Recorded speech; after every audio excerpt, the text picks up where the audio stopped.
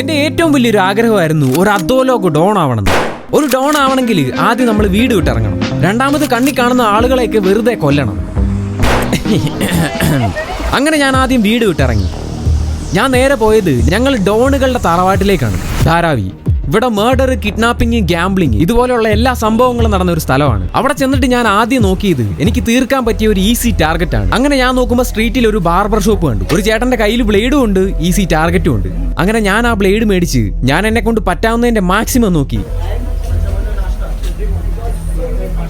പക്ഷെ എന്നെ കൊണ്ട് കൊല്ലാൻ പറ്റുന്നില്ല. കാരണം ഈ ചിരിച്ചോണ്ടിരിക്കുന്ന ആളെയൊക്കെ എങ്ങനെ കൊല്ലാനാണ്? അത് മാത്രമല്ല, ഞാൻ അവിടെ പരിചയപ്പെട്ട എല്ലാവർക്കും ഒടുക്കത്തെ സ്നേഹം. എനിക്ക് വെറുതെ ചായയൊക്കെ മേടിച്ചു തന്നു.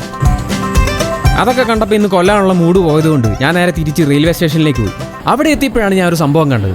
ഒരു ഫാമിലി കയ്യിലൊരു കുഞ്ഞുകൊണ്ട് കഴിക്കാൻ ഭക്ഷണം വെള്ളമില്ലാതെ പ്ലാറ്റ്ഫോമിൽ കിടക്കുവാണ്. അന്നൊരു അണ്ടർഗ്രൗണ്ട് ഡോണിനെ ഒന്നും കാണാൻ പറ്റിയില്ലെങ്കിലും അന്ന് ഞാൻ ശരിക്കുള്ളൊരു ദൈവത്തെ കണ്ടു. ആരും മൈൻഡ് ചെയ്യാതെ കിടന്ന ആ കുഞ്ഞിനും ഫാമിലിക്കും ഒരു ചേട്ടൻ വന്നിട്ട് ഫുഡ് മേടിച്ചു കൊടുത്തു. ഇവരൊക്കെയാണ് ശരിക്കുള്ള ഡോണ്. അതൊക്കെ കണ്ടപ്പം എന്റെ ഒരാവശ്യമില്ലാത്ത കുറെ ആഗ്രഹങ്ങളൊക്കെ ഞാൻ കീറിക്കളഞ്ഞു. അല്ലെങ്കിലും എന്തിനാ ഡോൺ ആവുന്നത്? ഇതുപോലൊരു നല്ല മനുഷ്യനായ പോരെ.